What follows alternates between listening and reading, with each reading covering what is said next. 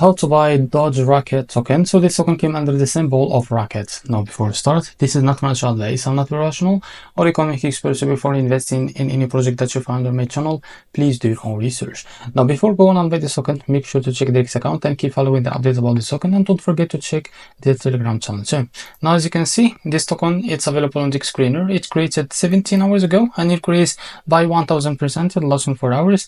And as you can see, this token trending number 1 in the BNB Smart Chain section. Now I will show you how to buy this token. It's by clicking here to copy the token address. Now open your wallet. I prefer to use the Biscuit wallet. Now go to your wallet and select the BNB chain as a network.